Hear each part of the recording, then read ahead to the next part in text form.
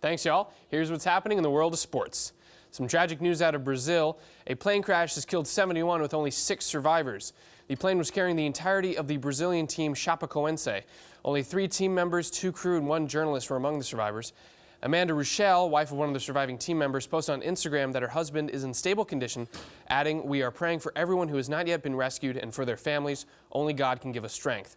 The crash has been said to have been caused by a lack of fuel, with the pilot reporting no fuel before the crash. The team had taken on an underdog reputation, outperforming expectations the last several years, culminating in a Copa Sudamerica final appearance. Brazilian soccer great Pelé lent his condolences to the family on Twitter, saying, "The Brazilian football family is in mourning. This is a tragedy. I send my condolences to the families of the deceased. Rest in peace."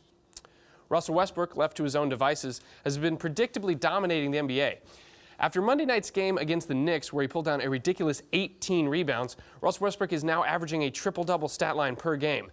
That is only slightly precedented. Westbrook is the only player since Oscar Robertson to average this stat line, and Robertson was playing in the 60s.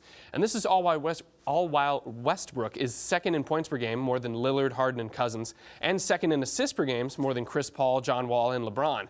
And he is also averaging a career-high 5.5 turnovers a game, but his effective field goal percentage is still above his career average.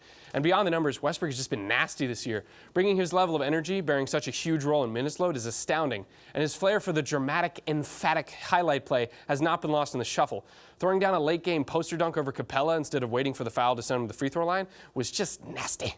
Only concern now is stamina. Can Westbrook maintain this level over 82 games as opposed to 19 remains to be seen. But hopefully this candle burning at like 8 different ends can only burn twice as fast. The Brooklyn Nets, consensus bottom 5 team in the league, took the second seed in the West to double OT on Monday night. Let's look at the highlights. First, we'll show the shot by CP3 to send it into overtime. Corner pocket shot off the assist by J.J. Redick. And then here's the shot by Jamal Crawford to send it into double OT. But the story of the game is Sean Kilpatrick scoring a career-high 38 points while grabbing a career-high 14 rebounds. And as you can see, is scoring in all types of ways. This is during his 21-point fourth quarter.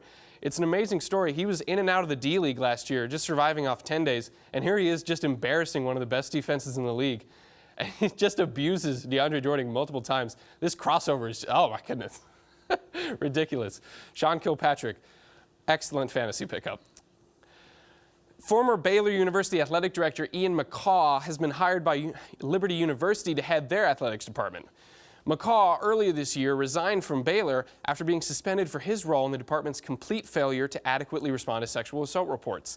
Despite that, Liberty has brought on McCaw because, quote, "You look at what Baylor was able to do during his tenure, it fits perfectly with where we see our sports program going. This is an exciting time for us." That was from Jerry Falwell Jr., who President-elect Donald Trump had offered the position of Secretary of Education. McCaw, in a press release, stated that he wants to make the program, quote, "garner the same type of appeal among the Christian community as Notre Dame achieves among the Catholic community and BYU garners from the Mormons." No press release so far has featured any regret or promise of change from McCaw on how he plans to deal with sexual assault accusations in the future, so there's no reason to expect any changes. The program should be closely monitored for the safety of athlete and student alike, and the hirings of such disgraced ex-directors should be admonished and prevented in the future. And that's all there is from sports. Back to you all, Sean and Claire.